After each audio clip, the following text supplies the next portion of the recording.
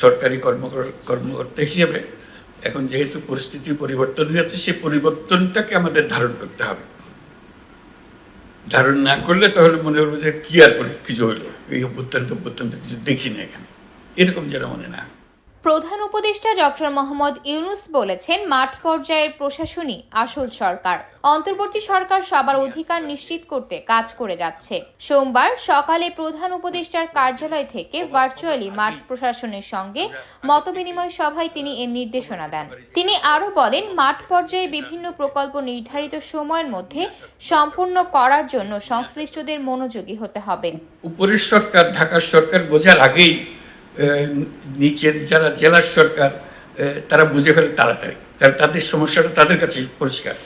কাজে শুধু নিজেটা পরিষ্কার হলো তাই না, এটা উপরের সরকারকে বুঝিয়ে দেওয়া যে এখানে না হলে কিন্তু মানুষ বিপদে পড়ে যাবে, এই বিপদের যেন না হয়, বিপদটা যেন না হয় সেগুলো করা, সেগুলো আগের থেকে নানাভাবে জানিয়ে রাখা যে এখানে এরকম পরিস্থিতির সৃষ্টি হচ্ছে, সেই যেন না হয়।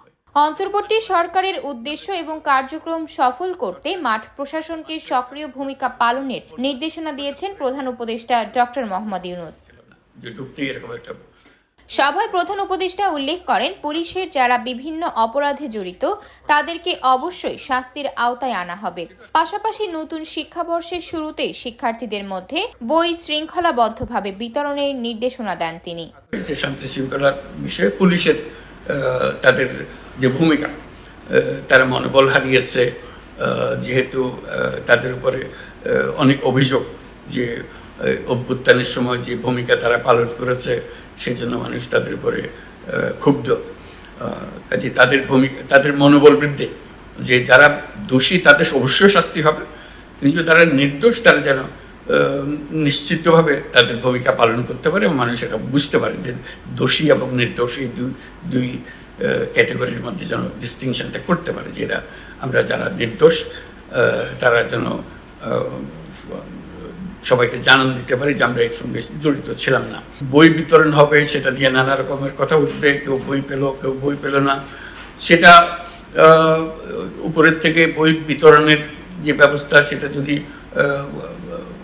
প্রপারলি নাও হয়, যে ঠিকমতো আসে নাই, বই যাদের পাওয়ার কথা ছিল বই পেয়েছে, কেউ পায়নি, কিন্তু নিজের মতো করে সুন্দর করে সবার সঙ্গে আলাপ করে এটা শৃঙ্খলাবদ্ধভাবে কি আগে ভাবে কারটা পরে আসতেছে, কার দ্বিতীয়বার আসলে কারা কারা ভাবে, আগের থেকে মনটা ঠিক করে ফেললে, জানিয়ে রাখলে তারাও শান্ত থাকে। যখন অনিশ্চয়তার সৃষ্টি হয় তখন মানুষ একটু ক্ষুব্ধ হয় যে কি হবে জানি না, কি ছেলেমেয়েরা বই পাচ্ছে না, এটা অনিশ্চয়তা হচ্ছে, এটা নিয়ে একটু মানুষের মনে দ্বন্দ্ব সৃষ্টি হয়, অশান্তির সৃষ্টি হয়। সে অশান্তি নিরসন করা যায় যদি আমরা একটা সিস্টেমেটিক্যালি বলি, এবার যারা এসছে এইভাবে পাবে এবং এই হলো নিয়ম। নিয়ম মেনে দিলে মানুষ মানতে চায়, নিয়ম না থাকলে যত বিপদ। আতকিয়া মাইমুনা, বার্তা 24। মানুষকেও জানাই যে আমরা নিয়মের মধ্যে আছি, আমরা নিয়ম করলে নিয়মটা পালন করি।